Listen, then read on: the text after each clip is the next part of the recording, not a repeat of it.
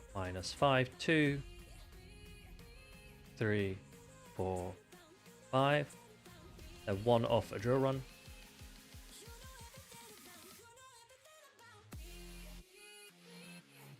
No shield. 6. I'm just going to farm this down and wild child whatever's left.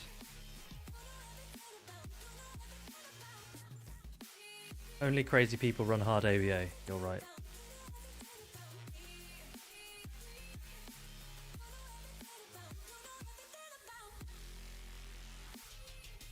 Yeah.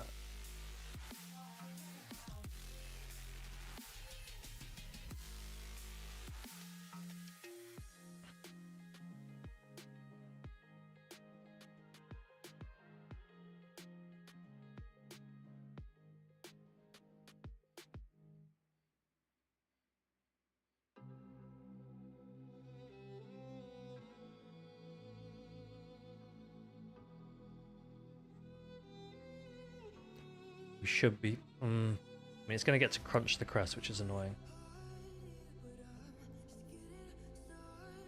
I don't really want. If I can get a bit of energy on the crest, then I can just moonblast this Grandpa, right?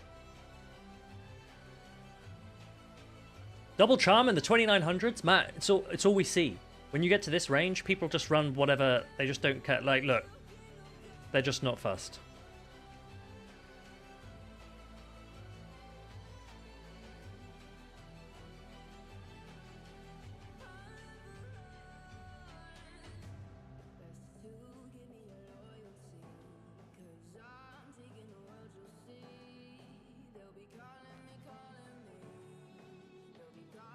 What would you say is the percentage of skill luck in choosing 3?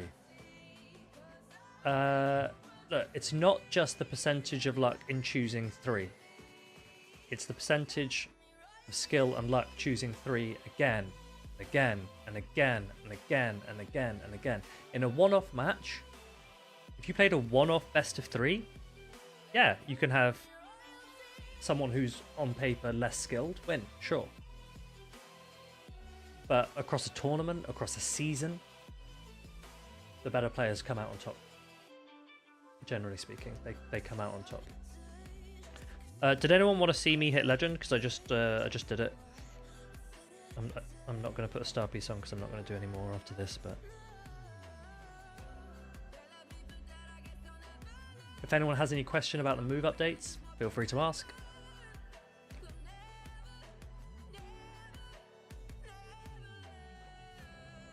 Right. We're back. Back in the promised land. Okay, what are we doing now? Should we go back to... We've still got a minute. But let's go back. Let's see what they're chatting about. Next up is Elite. Did you guys do your votes? Was that done? The prediction. Ooh, you gone in favor of Hedonus? Interesting. Interesting. What are the biggest winners of this update looking like so far, says Iris. I'll tell you. I will tell you. Feraligatr, which wasn't buffed or nerfed, but is a huge beneficiary of Lantern shifting to Watergun. Because Feraligatr is going to rise in prominence, we will also see Poliwrath potentially rise. Poliwrath is good because A, any Vigoroth that are trying to catch Feraligatr out will also lose to Poliwrath, and Feraligatr itself will lose to Poliwrath. Any Skarmory that think that they're laughing as a result of Lantern leaving its spark, Poliwrath has decent play into Skarmory as well. So Feraligatr, Poliwrath, I think potentially. I'm interested to see if people can take advantage of Typhlosion.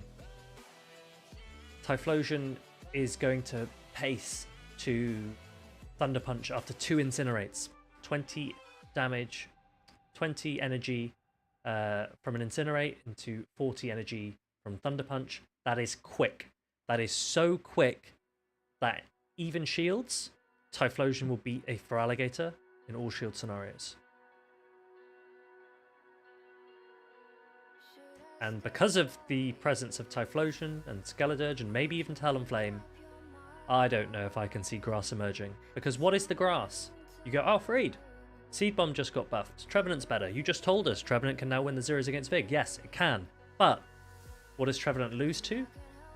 Feraligatr. You can swap a Feraligatr into a Trevenant and still win. So, is grass anywhere anytime soon? I don't know.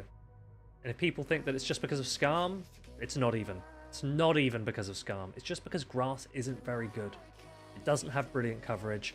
Trev is probably the best grass in terms of coverage, and its pacing isn't good enough to compete in a Shadow Gligar meta, in a Feraligatr meta, where everything just is quicker than it.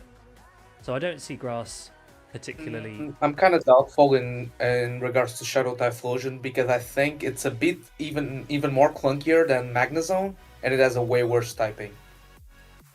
Yes, but it walls Cresselia, and Cresselia is currently very popular. And I don't get me wrong, I don't think anyone's going to win Worlds with Typhlosion anytime soon, but I think Typhlosion will be a Pokemon that you will start to see every now and again that currently you never see. And for me, that's a winner of the move update, right? The biggest winner But the thing is does maybe it really Titan, wall though. because 2 moves KO. Say again, sorry? 2 moves from Crest till KO, so is it really a wall? Well, 1 move from Typhlosion will probably take out the Crest, right? Hell no. There's no way 1 Blast Burn KOs, right? After Incinerate damage? That I really Probably. noticed that Elite was saving all of that Holy, energy, all okay. those charge attacks Fair enough. on the I don't think charge people mode, realise and just Hadamas was probably how strong paying Shadow attention as Typhlosion well, can be. because he had a lot of catches, a lot of things I to mean, try it to is negate pretty all the attack energy weighted. that Elite was Yeah, yeah, yeah. creating, and we'll have to see if he's able to do this in round 1 here. Yes, our trainers are locking in and getting ready for this battle. Again, we've seen the teams, we've seen these 2 trainers, and it's time for them to go head-to-head again. It is win or go home here. No, in I'm the here, losers Fully, I'm round here. for the trainers have Just set because down I don't on want the to, stage, and we have a how do you say, great overstep lead my for boundaries Adonis. and A trying to not Lantern talk into over Furry. Skeledirge. Skeledirge can do quite a bit with its charge attacks into a Lantern, Trying my however, best not not to. an ideal matchup. So now we are going to see that middle game matchup of Good Charge alignment Bug for Adonis versus this time. Adonis And he has can some- guarantee this. not that Yeah, bad this is a good into position Altaria for because you Adonis. can throw this neutral damage with discharges. They do a good chunk to Altaria. And he's gonna have Annihilate for that Guzzlord in the back, so looking pretty tough. But I think there's still play for Elite, because taking into account all moves from Annihilate are resisted by Guzzlord. Hey, Maybe he can pull just a something quick out. one for anyone wondering on that Typhlosion conversation. Typhlosion, if you can counter swap into a Crest quickly, you will not only win the zeros very comfortably, you will also come out with a Blast Burn. However, with Altaria, you are going to Yeah. outpace to that next charge attack, that Sky attack. So people have got to be a little bit more careful about their Moonblast Crests. He's actually going to be fighting for the switch advantage, going 2 shields down. Adonis deciding, Okay, you know, letting I've this got go your with all your ults. shields down. I Does can it tank use some this heavy move? I hitting don't charge think so, moves right? later. Yeah. I'm going to go ahead and let this Altaria fall and bring Okay, my so Elite gave up 2 shields to flip this. It's still gonna reach an X-Scissor versus Lantern as well, so good chip. Puts it in Shadow Ball range for later on, maybe? But now Annihilate with shields down can pop off. But what this does is give Elite a big advantage here of coming in with that Guzzlord into the Lantern. Lantern, none of its attacks do very much. Bangs it forcing under Elite to swap out into the Skeletors, but you saw You ready to see a Shadow Ball land? You ready to see a Shadow Ball land? Kaboom. Yes, and Shadow Ball is a huge charge attack that with a lot of damage, and boom! And he still has a shield behind him, right? So this Guzzlord is not gonna do anything. To try to deal with this Guzzlord. This isn't going to be I very think Elite is struggling. He's like coughing and dying on the side here. Guzzlord is going to go down pretty soon. Elite just doing everything he can to fight back at this moment, throwing the Dragon Ball Audio. here. It should be enough to knock out the Annihilate, but there is a pretty healthy Lantern in the back, and the Lantern is not a big counter to Guzzlord at this low of health. It's just the stream, Jox is fine. No, it's, yeah. To the Guzzlord, but it will be enough to send it packing. Audio. And packing it goes. Oh, one I'll quick refresh this then. off the field, and Fixed. There we go. getting a little bit of revenge here against Yeah. Okay, can we see? Yeah, Elite is coughing. What is pretending? Elite is dying on the left side. Symbolizing of 2 What the fuck? What's going on? as well, the Elite is Altaria dying. and the Lantern. He looks insane. Well done to those who predicted Haydonis. You nailed it again. Like you talked Will about, you get it? Chargebug is a Right decent for counter game number overall. 2. It can hit Game back number to the 2, Altaria, Elite but being and part bug Haydonis. typing as Prediction, well just got gives it a 2 little bit minutes of that disadvantage. from And even now. though Elite ended up getting that middle game, Haydonis still ended up taking that entire matchup. We're hopping right into game number 2. We've got dragons galore here. Altaria. Okay, versus decent Guzzlord. lead for Elite. Immediate swap out to the Annihilate. Oh, safe swaps okay. Annihilate. Annihilate. If it double Much baits, we'll different win now this. when We'll there are win 2 this. shields left in play and a lot of health. Yes, Skeletor And he's going for You that. have to let this go. As Elite, you have to let it go. Because it's really looking to be able to land those heavy hitting charges. He calls it. Oh shit. Okay.